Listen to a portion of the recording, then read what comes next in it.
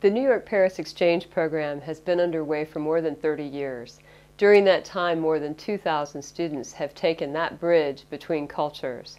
They come to France to study French and French culture, but along the way they also learn about the United States and a lot about themselves.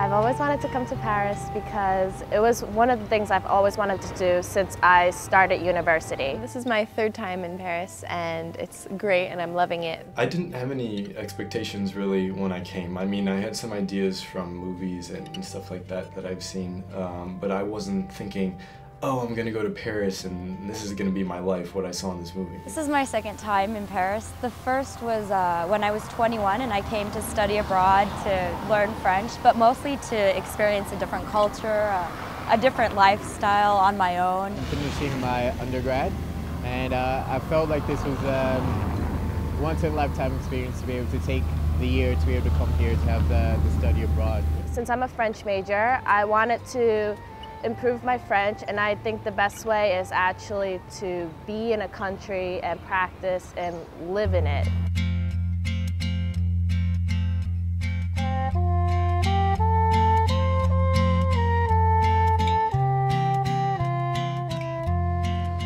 When I first heard about coming to Paris, people told me, you know, it's a little sketchy, I might be going to the hood. It's like, oh man, this might be something different for sure. But I came and it was actually a lot like Hunter. You know, there's all this diversity and people coming around from different countries and speaking different languages, and I really liked it and felt really at home. I'm at Paris 4, which is the old Sorbonne, and studying French literature. And it's very challenging. It's very interesting and I'm learning a lot and my French is improving more than ever, but it's a very difficult program and something that you have to be prepared for. I felt really lucky to be able to take courses at ISIT, Institut Supérieur d'Interprétation et Traduction, because it offered all of these courses that weren't available at my home college. Specifically courses working between Spanish and French. While I'm here, I'm learning French. I'm studying French grammar, also taking an anthropology class, which has been great in this time with the French election, because I have to read newspapers, have to watch television. Also, it helps me with the language, but also it keeps me in touch with everything that's happening. So the other, I guess, good thing about coming to Paris to study translation is the fact that I'm surrounded by French every day. It's been nice coming and learning French and sort of interacting in a new environment and meeting so many different people in which our language that we have in common isn't English but French.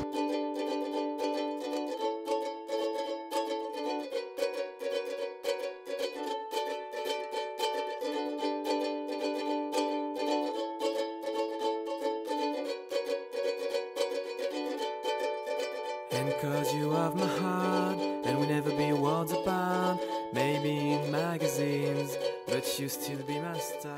And my favorite thing to do is to go to places like Montmartre, for example. It just looks so typically Parisian. You walk down the streets and there's a bunch of cafes, and there's these like open air vegetable markets, and yeah, it's a little cliche, but that's, I think, what I love the best is just walking down the street on my way to, you know, the grocery store or whatever the case may be, and just being in Paris, you know. And getting to know Paris, I think, is a really special experience. How the city unfolds it's interesting how a city like Paris or New York can unfold in both very different ways. You see all these different people, even in the way people dress, you know, you see fashion, you see people dressing differently and creatively. There's a lot of tables selling books and things like that, and it's really nice. I like it. It makes me think of New York City, but French. Originally, I'm from Flint, Michigan, and I can tell you that this is a completely different reality from there. So, and even from New York, I've lived in New York for the last 8 years. But both cities, I feel like New York and Paris are both gateways to the world, and so I feel very privileged to be here. Living in Paris is a wonderful experience for somebody who is really into French literature, as I am.